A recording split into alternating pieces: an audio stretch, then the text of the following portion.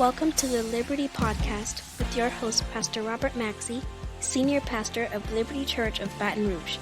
It's our prayer that this podcast will be life-changing for you and that you will share it with someone else.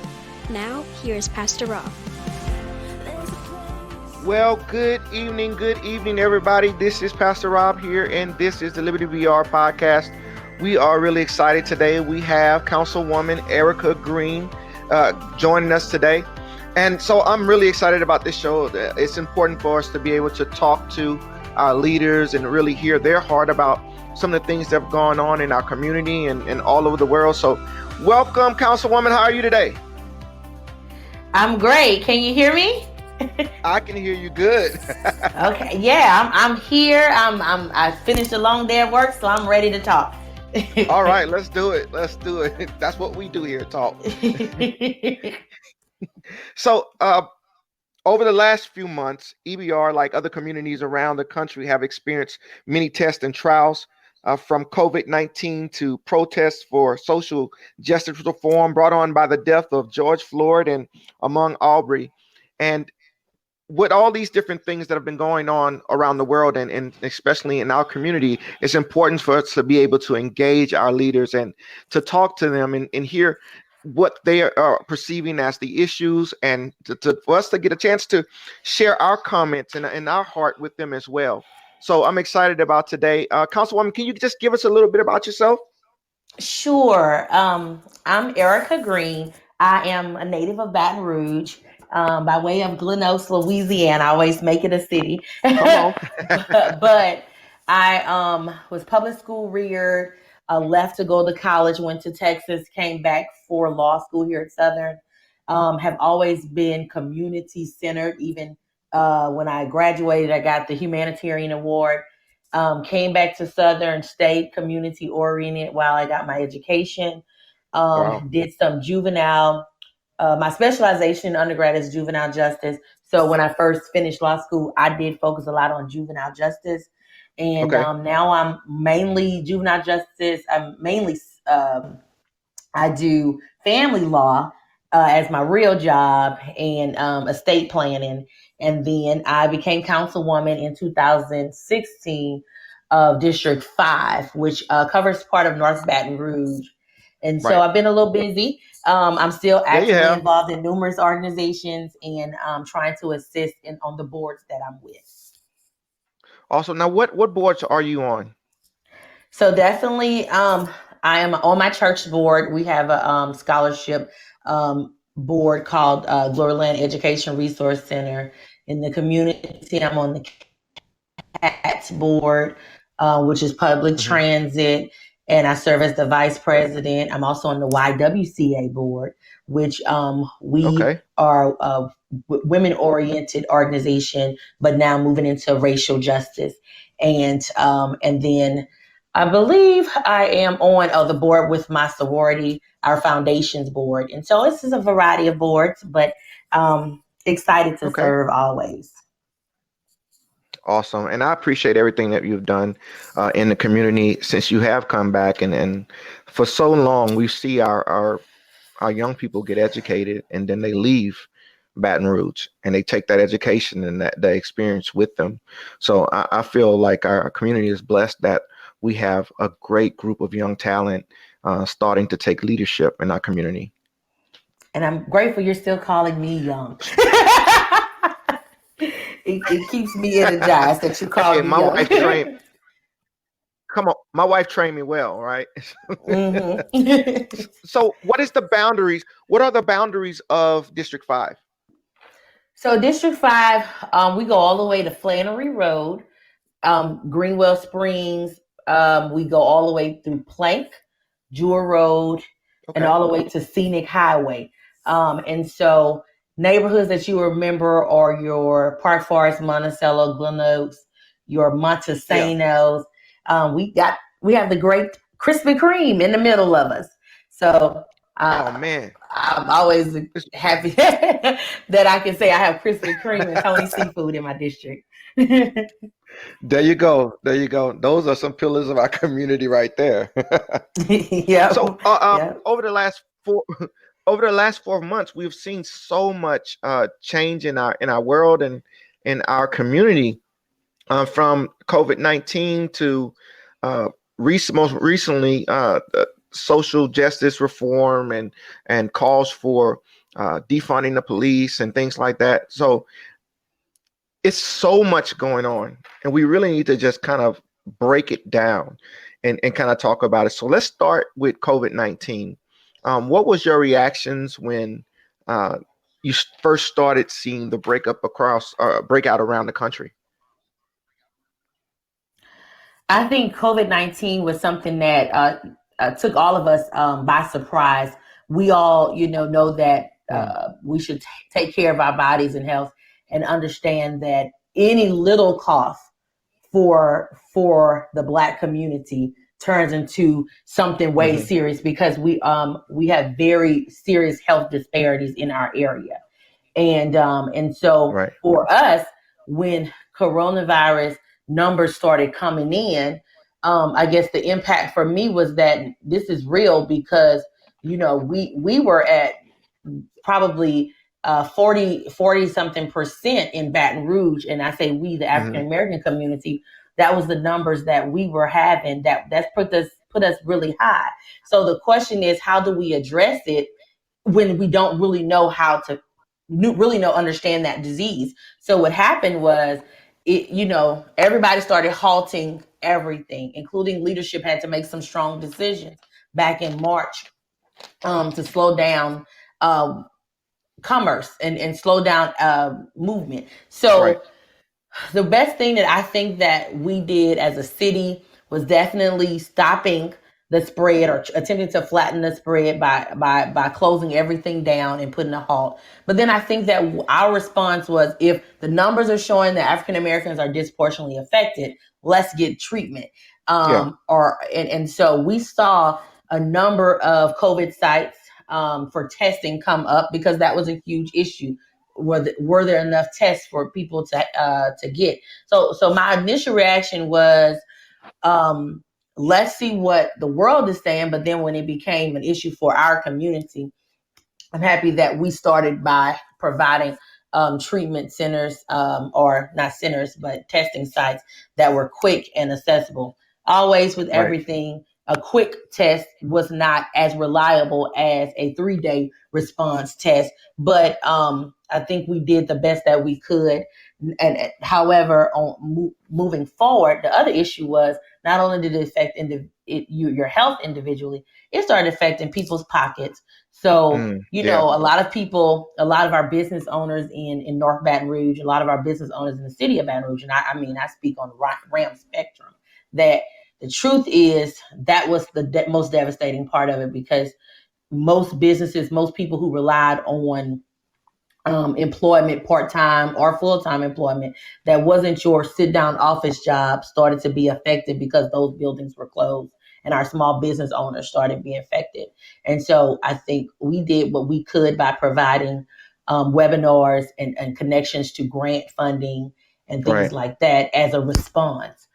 Even I had a call with churches, because even our churches don't know, when we close churches down, that's revenue for the churches. And so churches needed to come up with a new plan as well on how they were going to maintain operation. Right. And did you find that the community was responsive to leadership? Because I know for a long time we saw that there were so many rumors out there. The rumors were only those of Asian descent will get it. And then it was Black people can't get COVID-19. And then, it was only attacking older community. And now when we look back, we can see, man, it was hitting all of us, but there were so many different rumors. So the rumor part of it is the street committee went full throttle. The street and the social media committee, everybody who was connected to social media was spreading the rumors, and also sharing, news articles that every day things were changing. So it was hard to even keep up with it. So that was one of our hurdles that we had to get through on the front end. Now, on the back end, when people started, really seeing the effect of it, I think it didn't matter what you could have said. People were really starting to take a heed to what you're telling them to do. The other part of it, I think our seniors, they didn't know how to receive it. So these are people on fixed incomes and people who have health conditions. And they needed help with food.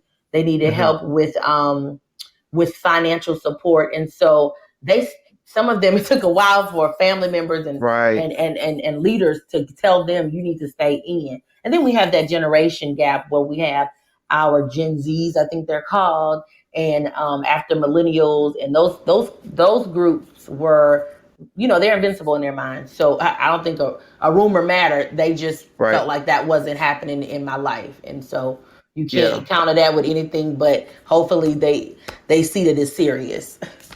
And you're totally right. I saw that our young people really did not take it seriously. And I don't know if that was from misinformation in the beginning of the virus stages, or was that something that's just a young person thing? You know what I mean?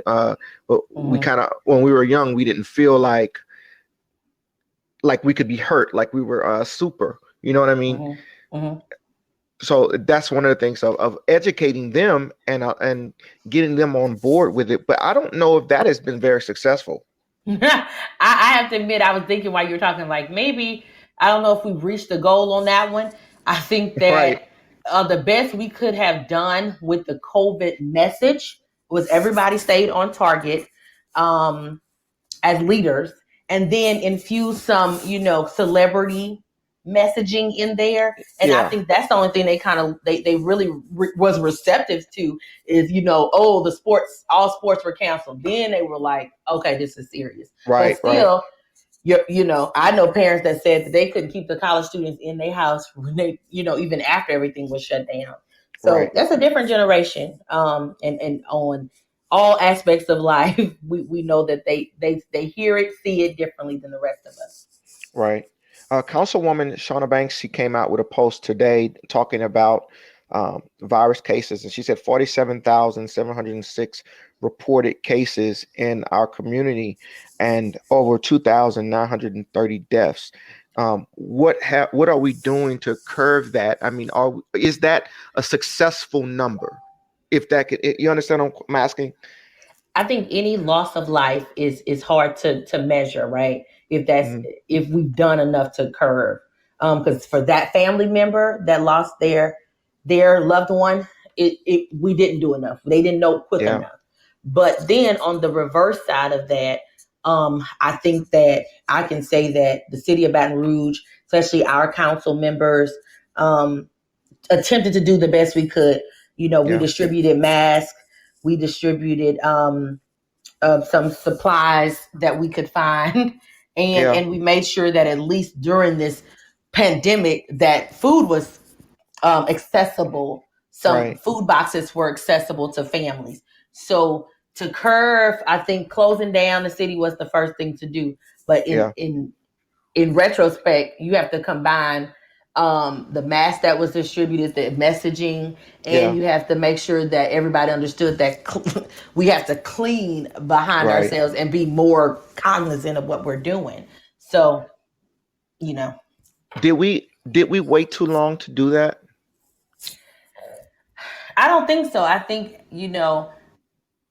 had the federal government provided us a notice earlier, I know that we would have did everything that we could have to meet that notice, to meet the response upon notice. But from what we received, I think the mayor did the best that she could to respond and to address it by, starting, I think we started at St. Patrick's Day when things started getting closed. And so everybody was a little upset, but that's us after. I have a friend that's on Facebook, but she grew up with me. She's in Spain, and her posts were like, she was already 60 days in on quarantine when we were just starting. So I think that our federal government may have failed us on providing a quicker notice. One of the things that was coming out of the federal government was that masks weren't helpful. they weren't helpful, and that only people that were sick would need masks. But now it switched, and it was kind of shocking when it went from Dr. Fauci saying masks are not helpful, don't wear masks, and then all of a sudden there's this huge movement for masks. I think I don't know. It's hard for me to follow, to be honest with you. One minute they say wash your hands, the next minute they say the surfaces are clean, are not where it's being where the virus is being spread. Then they say it's airborne. I just think you have to take every precautionary measure to protect yourself and your family, especially if you are a caregiver or a parent. I think that you just have to do everything. Wear a mask, wash your hands, and sanitize your workspace and your family spaces as people interact with you. So that just it's hard to figure out, but I think people have to do what's best for their lives. And so I still know people who aren't going anywhere, but that's for them. That helps them, maintain. What has COVID-19 revealed to us about our healthcare in Louisiana? It has showed us that we have missed the bar, and that we are not prepared for massive medical issues. Now, keep in mind, we've already had some, serious illnesses that affected many of the residents here.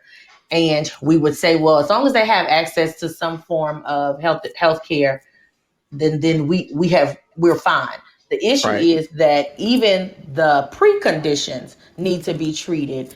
Our community needs to make sure that they're maintaining a connection with a primary care physician, and that's just not true. We don't exercise enough. Luckily, I'm excited that Baton Rouge General is coming back as a health facility officially. But I think that was a wake up call after during the pandemic. We need another place, and we need a place that is suitable. And so we knew this all along, but now how we fix that is funding. I did not know Baton Rouge General Mid-City. Is that Mid-City is coming back on? Yes, that's amazing, because that was a real shock for our community when it did close. Mm-hmm. They announced it like a week ago. Wow. We have our first caller. Bobby, you can hear us? Yeah, can you hear me? Yeah, I can hear you. Okay, good. What question you have for us today? I was just, because you were talking about criminal justice reform and stuff earlier, and I was just like wondering, what's your ideas on that right now with everything going on? Like, what do you think the solution might be? Okay, and that's a great question, Councilwoman. You want to talk about that a little bit? So, criminal justice reform and police reform are kind of two different things. But I will say I am a criminal justice major, so I believe in law and order, right? I know that the role of law enforcement is to protect and serve. And so I think that we have some deficits in our policing relationships and our policies. Obviously, on the criminal justice side, before we even get to policing, where individuals are coming to the system, that's more to me systematic and social concern, and so whereas we may need to address things like poverty, we need to address substance abuse, we need to address things that lead up to, or lack of education, which leads up to criminal behavior before we even get you into the system. And so then we get you into the system. Is there fairness in the actual criminal justice system? I believe there is, but I also believe that there are some courts and some prosecutors and some district attorneys that do not fairly administer justice. And so we have to make sure that there is transparency in those processes. and that we elect individuals that are concerned about justice. Now, going to the police reform side of that, I already said that social services is something that needs to be at the forefront. So, as Pastor Robert discussed earlier, another thing that's coming up is defunding police and law enforcement. I'm a member of NOBLE, National Organization of Black Law Enforcement Executives, been one for the last two years. And so I say that because I talk to law enforcement every day. I understand their role, and I believe that they serve a role in our community. The social service aspect of that is, are we being, one, over-policed in communities, and then are we handling overzealous law enforcement with a policy that can monitor them in the process before we even get to defunding or reallocating funds? So that's the first conversation. Now, when the movement of defunding comes up, what they are saying is, in order to address public concern about interactions with law enforcement, we need to make sure that we are funding social services. We should have been funding social services years ago. I even on the city level, on the state level, I know that wraparound services in juvenile court has always been low because it takes a lot to help a broken family. You do need counseling. You do need treatment for everybody, not just counseling. You need substance abuse. You need spiritual connection. Yeah, definitely. And those kind of treatments are not cheap. And so, and you people get burned out quick because of the magnitude of stress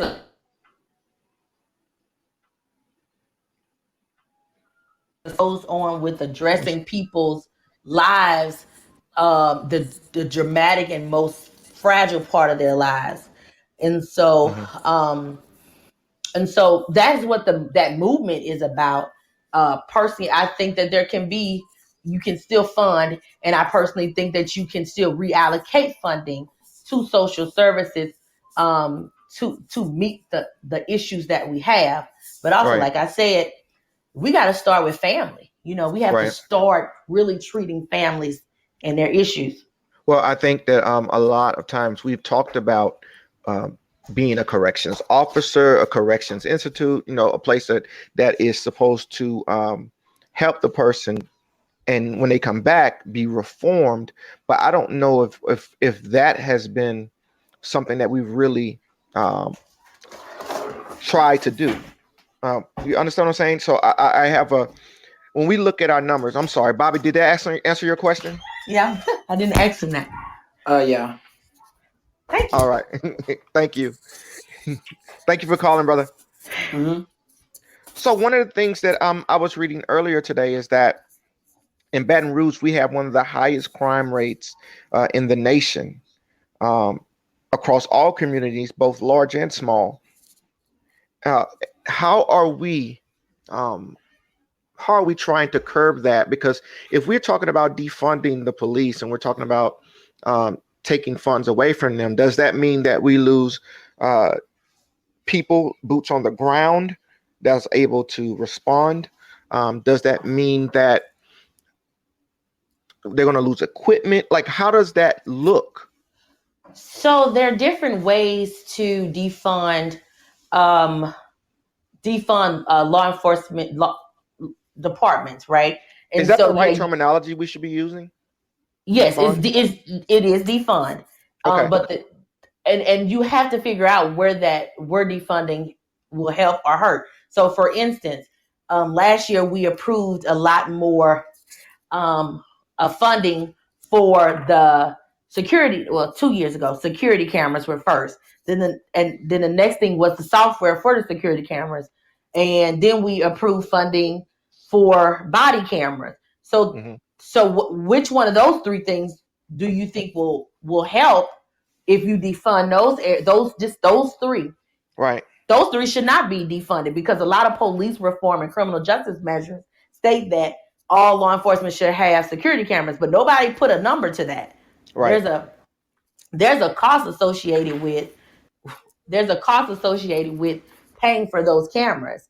So the next part of that is, okay, so do we defund or lower the cost for salaries for law enforcement? That's the biggest call to action we have from law enforcement and the union is we need to be paid more. Every other city, every other county, every other parish pays more. So we can't cut funding to the pay rate, right? Because they're already on the lower, they're a lower part of pay rate. So then you think about what about community policing or community programs? I think there are a lot of ways that you can defund, but you have to think, if you defund certain things, are you pretty much losing the sight of it or the real goal if you are defunding parts that particularly go to the push for criminal justice reform? You can't take away the cameras. And so that's why I'm saying we got to think about how do we do that. And we don't need less law enforcement. We need to strategically understand how to police without over policing. Yeah. One of the things that the military did was when I first came into the military, there was a big push for getting people in. And it was, I mean, it didn't really matter what your ASVAB score was at the time. They were looking for people to come in because we were getting ready to go into 2 wars. And there was just a lot of uncertainty. But as time went on, we saw that it changed from accepting everyone, right, to accepting the best. Now, I believe that we have some amazing police officers. I have great friends that are police officers. But are all the police officers here in Louisiana, are they equipped with enough, I want to say, anger management, social? I think what you're saying is correct. The question, all law enforcement have to take a psych eval, right? And so that's a requirement. But what happens if he takes it and then the psych eval is not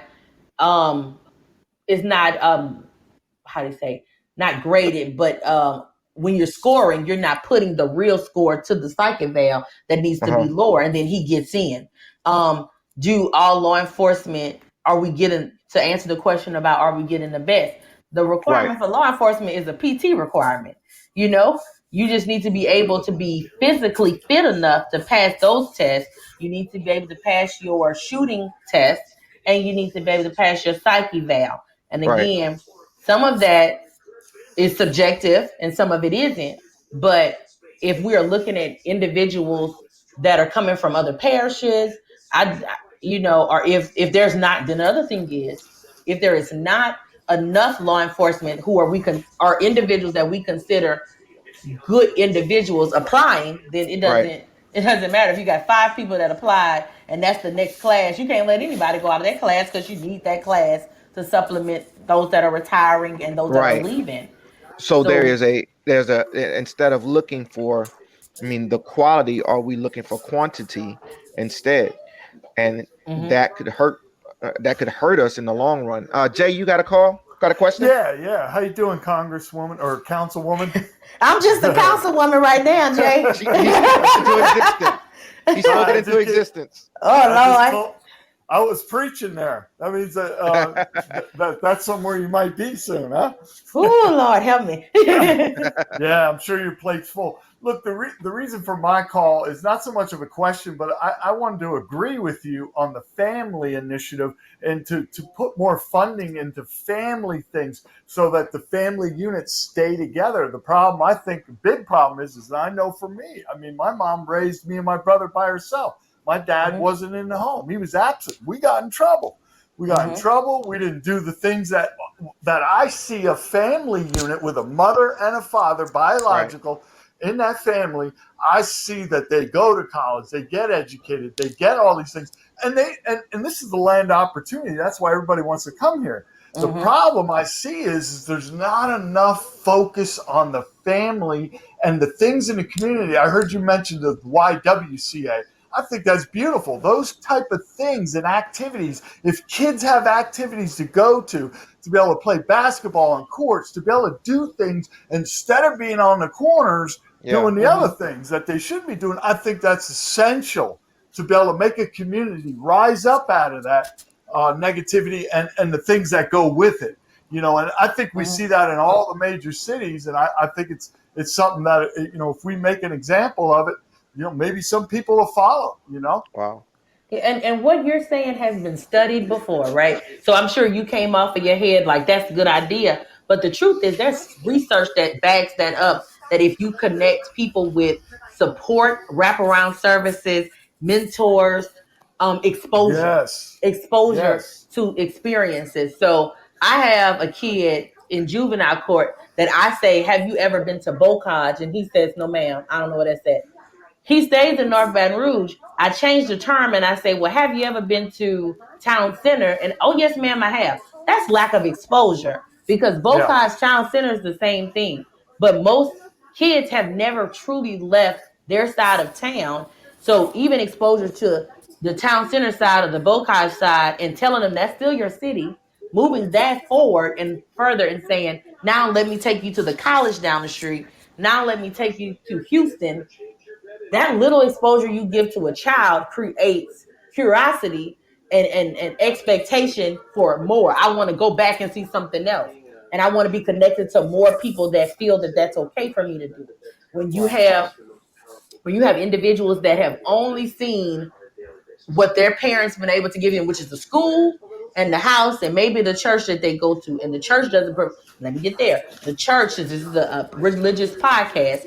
The church has a role to serve too, and definitely it's to get families connected to Christ. One, the second part of that is you too have a social service role. What are we doing as a church to help those single mothers and single fathers and our grandparents raising grandchildren to help them reach the next level and expose their children to more? That's the real issue that we have. If we get that together, then definitely crime will go down, and everybody will want to do more than what they see there on their street corner. Awesome. Thank you, Jay. Yeah, welcome. Thank you. Thank you. Alberta? Yes. Hi. Hey, how you doing? I'm Good. good. Hi. And you're a councilman? Yes, ma'am. Councilwoman. Okay. Okay. I just wanted to make sure Jay gave you a higher rank. That's good.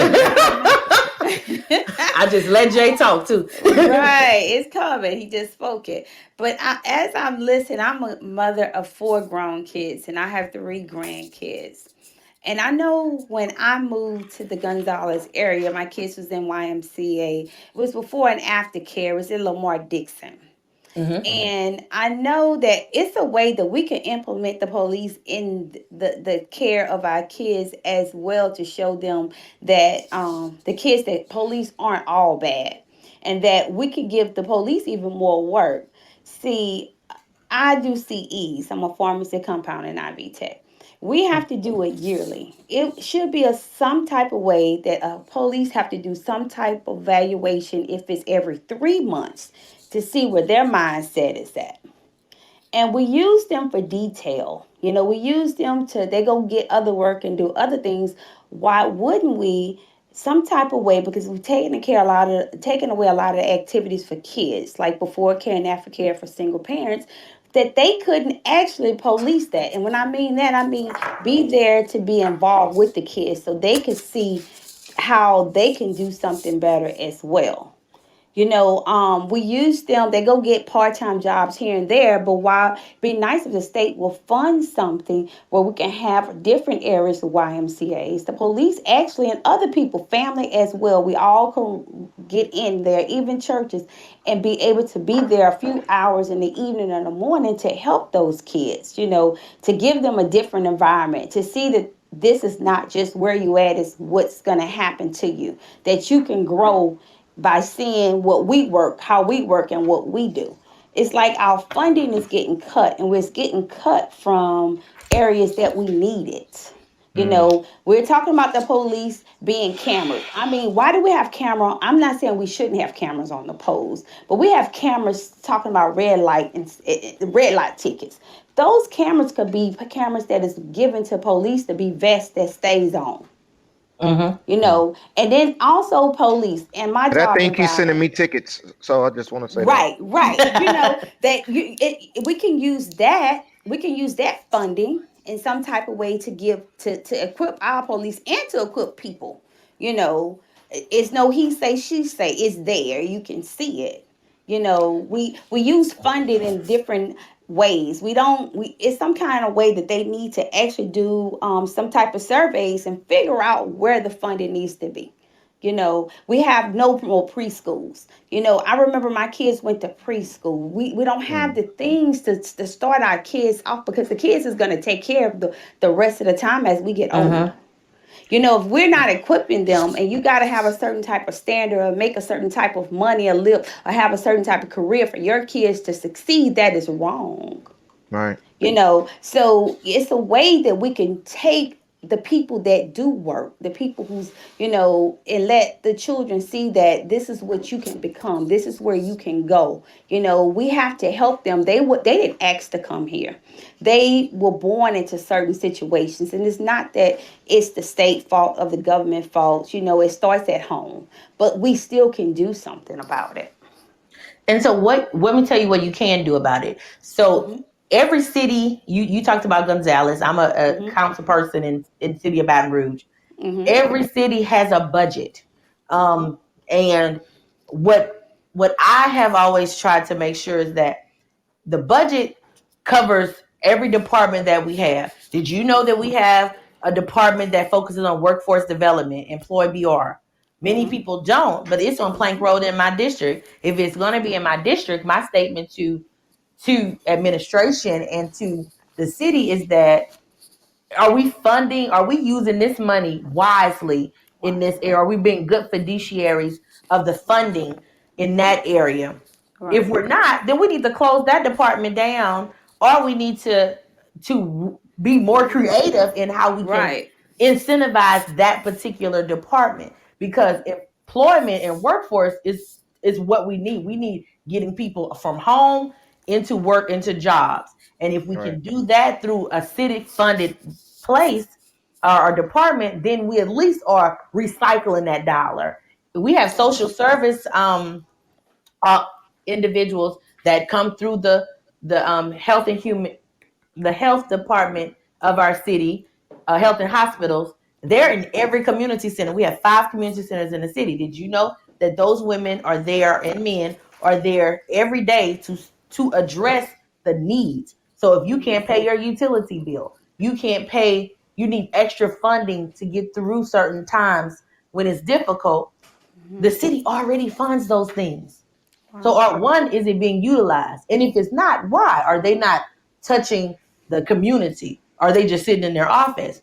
And so we have to make sure that we're holding city parish accountable for the services that we already provide, and not just wasting money, because it means nothing to say defund law enforcement and reallocate services. Then you reallocate services and the individuals in the offices cannot handle the magnitude of work that's coming there, or are not creative enough to create a program that will help the young people that you intend to change the mindsets for. Right. Thank you, Alberta. Thank you. Thank you, Alberta. You're welcome. Thank you. As you were talking to Alberta, I heard gaps. Now, and what I mean by that is that we see a lot of times when people are applying for help for a lot of things, they'll say that they make too much money. However, the person is saying, I'm broke. You know what I mean?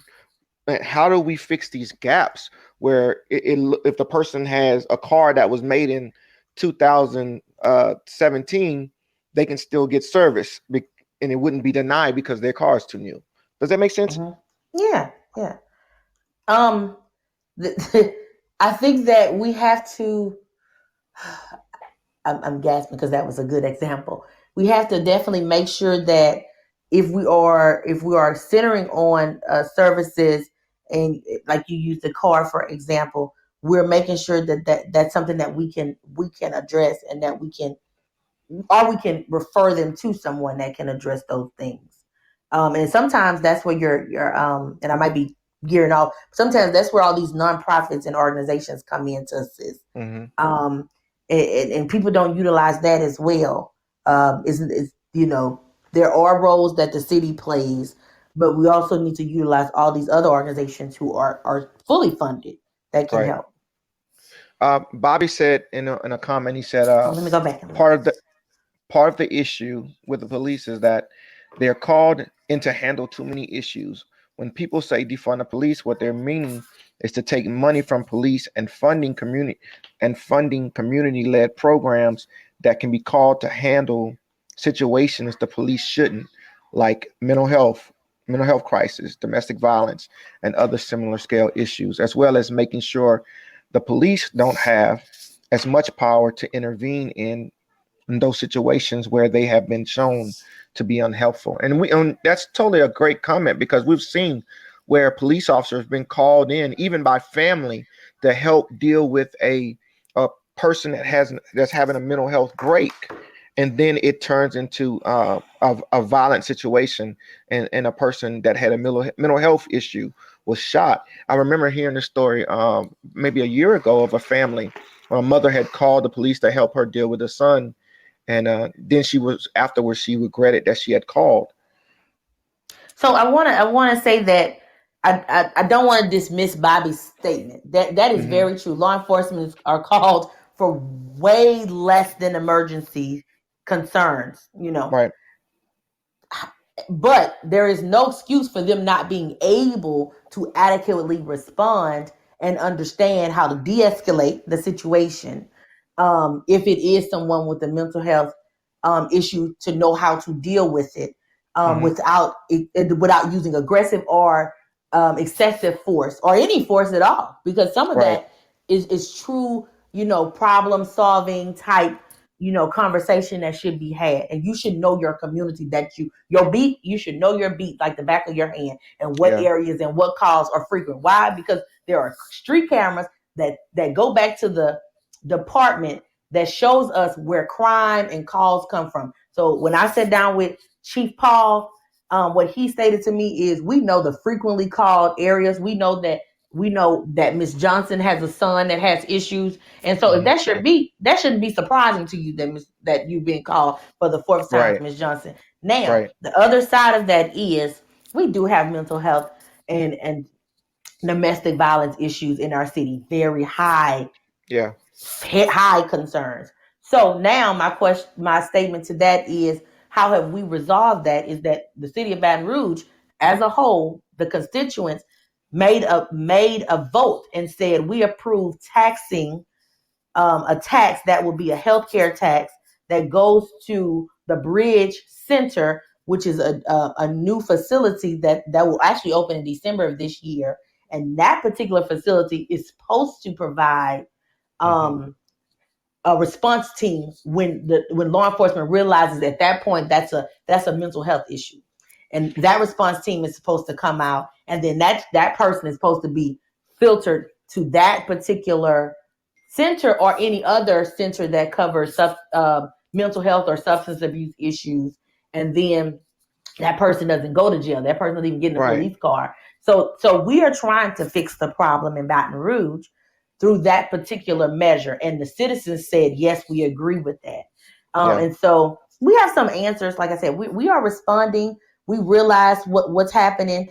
And then we also have a great partnership with the district attorney's office and domestic violence centers in Baton Rouge, even surrounding areas, that help to address those needs as well. Mika said, is there a list of city resources? Yes, ma'am. So unfortunately, it's probably not as clear as it should be, but on brla.gov is the City of Baton Rouge's website. I encourage her to go under departments, particular social services, and health and human services, DHH. That's who covers all our social services. And so if you remember this name, Ms. Bernadine Mabry is the department head. So if you search her name, then you'll get that department, and under that umbrella, what services they provide. Right. Thank you for that. So Around the country, we saw in the last couple of weeks, we saw the riots and the protests, and we saw them take a more darker tone. Um, how did we, as a city, not go there? Like, what was the thing that stuck out and made us different than other communities around the country that we did see violent riots and protests? So we did this 4 years ago, right? In 2016, we did have a city in uproar over racial inequality and over police brutality. And so we actually had protests, and we had many outside meetings and in the front meetings, and policing reform committees came up. And so I told somebody the other day that I thank y'all for tagging me in all of these police reform measures and tagging me in all these things that all these cities are saying. This is what you should, nonprofits, not cities. Nonprofits are saying these are the 5 things that we need to do to address police brutality. Guess what? Baton Rouge already went through all of that. We had some serious racial tension in 16 and 17. Yeah. And so I think for the citizens that have attempted to do protests, and not attempted, but had protests or had,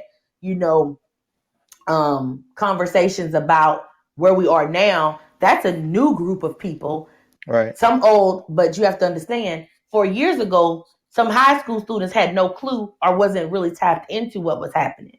So now they are old enough to understand and comprehend, and now they are fired up. So that's that's one group. Then you got people that weren't in college during this time. That's another group. Then you have individuals that are saying, I'm fired up because I am tired and I'm frustrated because this keeps happening.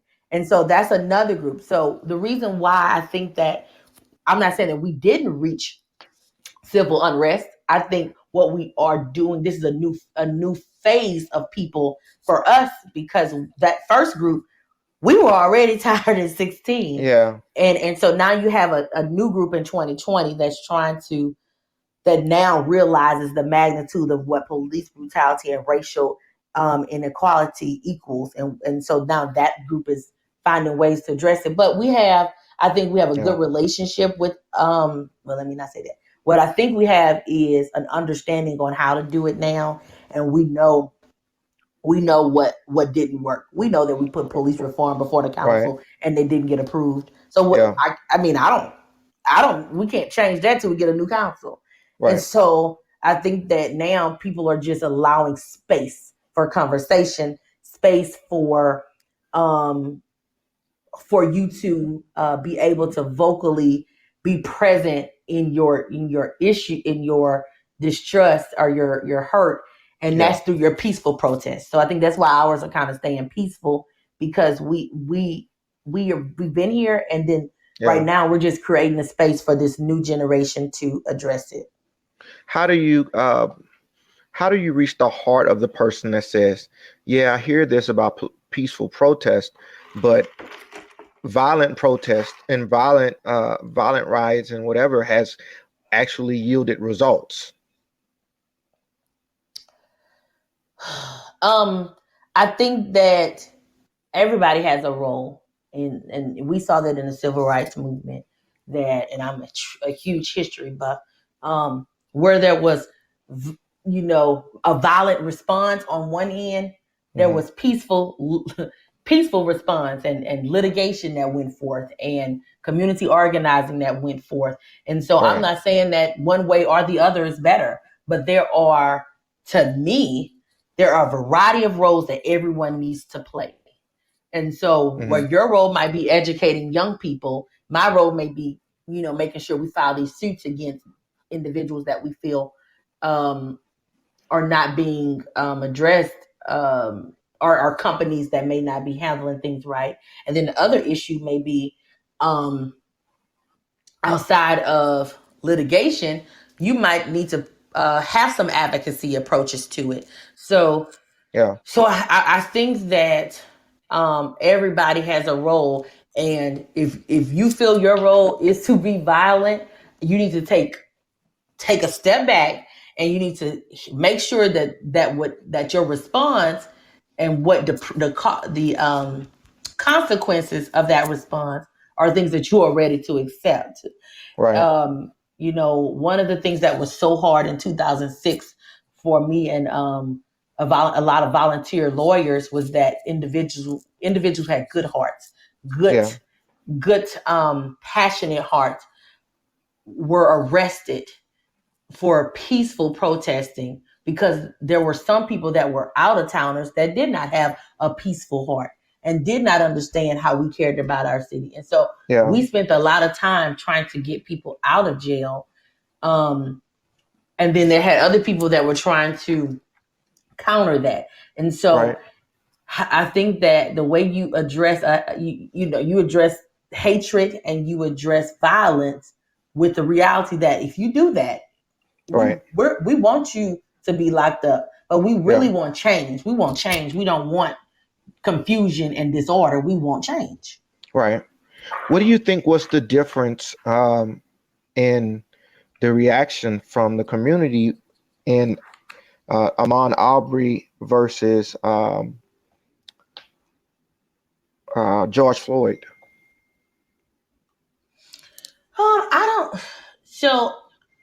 I don't think there was a true difference. I think it hit a plateau. It just hit a moment where they were back to back. If you recall, Trayvon Martin happened. Then Eric Garner happened, and then Alton Sterling. Yeah. Now, we lost it because once Alton Sterling hit, we were already frustrated from the other two. And so I think that's kind of what's happened. Everybody was relating to Ahmaud, and then Mr. Floyd was our turning point, our tipping point. Right. Yeah. So I don't think it was a difference. I just think that was another level of frustration. Yeah, but we've seen so much of the dialogue beginning to happen between everyone, from the police saying, hey, this is an issue within us and the community, and the government and the states, and everyone's having this conversation now. And we're seeing a big change in everything. Now, I just got a text that said Iberville Parish Council votes to remove the Confederate statues outside of the old courthouse. So there's that right there, that side. And there's also the side where I tried to watch Gone with the Wind this week, and they actually took it off. I had already bought it and everything, and I went to go watch it, and it was gone. Are we taking it too far, or is this also a conversation that needs to be had? Ooh, that's a tough one. That came right off the dome. Oh, I don't know if the response is equal to how to fix this. I don't know if it's too far. I don't know if that responds to now say we're going to take all cop shows off the TV. But I do know, I do know that the fact that we have so many cop shows on TV that we are desensitized. The same way I believe that young people and their sitcoms are overly sexual, hyper aggressive, hyper dramatic, and what do you call it? A lot of fights in it.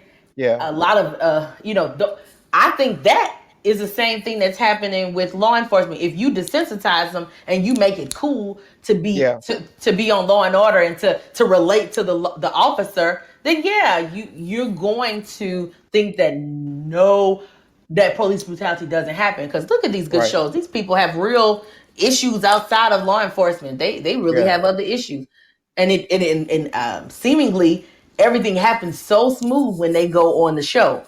But in reality, that's not true. In reality, everything that's happening is a response to something, right? Yeah. And so I think that, now that we have camera phones, that intensifies everything about our life. Even if you get you get upset with the person at the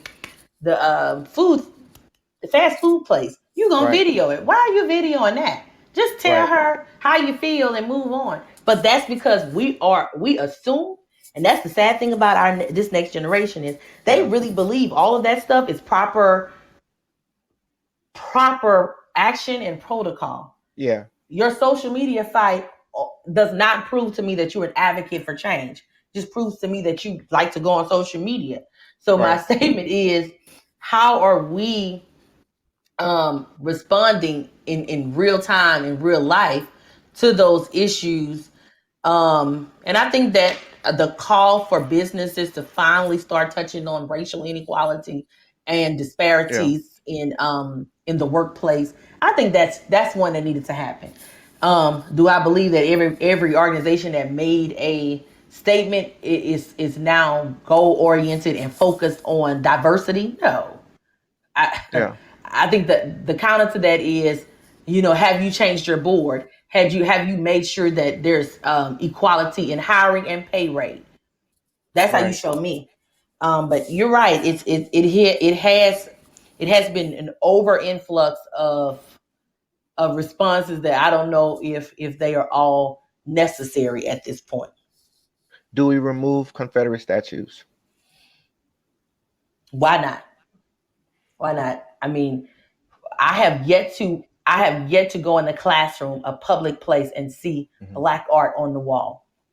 Yeah. It's not something that happens. I go in and sometimes I see some places and things and people that choose, especially during Black History Month, everybody is choosing to put things, give us historical monuments and things like that. But the truth is, if it makes people uncomfortable and if it reminds you of a time period that you felt that was hurtful to your heritage, I think it should be removed, And so that's the unfortunate part about it, is that I'm not apologetic about that statement.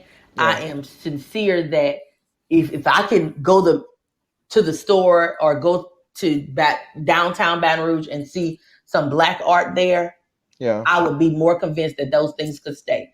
But right now, I'm not. I've always thought that it's just I can't think of any other country that celebrates rebels. You know what I mean? And celebrates those that were in active rebellion against the government. So it's definitely a conversation to have. I don't think they should remove Gone with the Wind, because Hattie McDaniel was the first Black woman to win an Oscar, right? And to remove the movie removes her history, right? Exactly, and her accomplishments, exactly. And we don't want to do that. So I definitely think that might be going too far.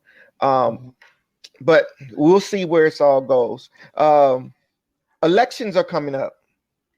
Right? Tomorrow. They coming up tomorrow. So I guess my question is, you're running for re-election? Let me say this before I go into, I'm running for re-election. There is early voting starting on Saturday. So I want to encourage anyone that stays anybody in Louisiana, early voting starts Saturday. And then there's an election on July 11th. So all local elections are important. Now, for my local election, November 3rd, yes, I'm seeking re-election, and I have work that needs to be finished in District 5 and in the city of Baton Rouge.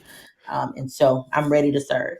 What is your crowning issue or a thing that you championed in your first term? Oh, okay. My first term, I did a number of things. In particular, I have, let's go back. As I told you, first 2 years are kind of those that stuck on racial issues and things like that. So I'm proud to say that I stood with the group that put out police reform, Awesome. or attempted to do police reform and supported community programming that went and funding that helped to get additional equipment for law enforcement I also was a part of the Smoke Free Band. I was one of the authors of that legislation. This is my policy work. I also did a law ordinance that required hotels to have more permitting when individuals are coming in their hotels to stop or to reduce human trafficking. And I also have worked a lot with the our immigrant brothers and sisters with the Baton Rouge Immigration Rights Coalition, as well as providing access to our second language citizens and immigrants and second language citizens to allow them more support, because Baton Rouge has changed a little bit. You know, growing up it was more Vietnamese people. Yeah. And now we have more Hispanic individuals in our community. And to quite frankly, as a city, we don't provide dual language service announcements. We don't connect with them when things happen. Specifically, the flood brought that to my attention, that we needed to make sure that we are providing resources and providing ways for them to communicate with us. And so I helped to make sure that the city understood and all these agencies understood, Brett Katz understood the needs that they have in our city. And hopefully one day that we would be what is called a welcoming city. We have not reached that level, but making sure that we ensure that they are. So that's pretty much on the policy level. As my community outreach extends, I have revamped the Charles R. Kelly Community Center, increased our senior citizen programming, and increased our rental, which means I increased revenue to the center so that we can provide additional service. We now have youth programming where we didn't have that in the last term. And so I had summer programs, I had back to school, not just giveaways, but educational programs. And then we offered some community things like trunk or treat and things like that, where my community kind of didn't have that. So I think, policy and community was things that I focused on, and resources, getting resources back into our district. And what will be your goal in this next term? To continue to do the same thing. Definitely want to work more on neighborhood revitalization and increasing our business side. It increases our relationship with the business community. District 5 is definitely an industrial area, meaning that most warehouses and things like that are in our area. But we need to find a way to put more resources back into our small businesses in our area to make sure they sustain and get us some more businesses, restaurants and things like that for this side of town. That's awesome. I know that one of your council members is running for mayor, Tara Wicker. Tara Wicker is running for mayor. Have you made a decision on who you're going to endorse? I'm with Sharon Broome, our current mayor, for a number of reasons, but definitely I feel that she needs the opportunity to continue her work in the community. Awesome. I just want to thank you, Councilwoman. It was an amazing show. I thought it was good too. Yeah. I would see if you recorded that. That's some good stuff. Yes, I have it recorded, and it'll be live. It'll be back on the website tomorrow. So if you want to get on and continue to share it. But I appreciate you so much, and I appreciate everything that you're doing in the community. If you had something that you wanted to leave our listeners with, what would it be? So I have a nonprofit called Imagination Leads, and I want to make sure that they understand that we need to promote literacy in our community. And so promoting literacy and cultural awareness is what we do. Please go follow our page on Facebook so you can get more information about that initiative. Awesome. Thank you again. And I can't wait to just see everything that God does in your career and in your life. Thank you so much for having me. Oh, no problem. We're going to have you back too. Okay. I'll be ready. All right. Hey guys, Thank you. I'm so thankful that you guys were able to join us, and I'm so thankful for all the call in and the questions that we had today. I want you guys to remember, like we always say every show, put it out on social media, let everybody know that you listened to this show and that is really good and that they need to tune in. So please share. We want to continue to make sure that all this information gets out to our community. Thank you guys. I love you. God bless.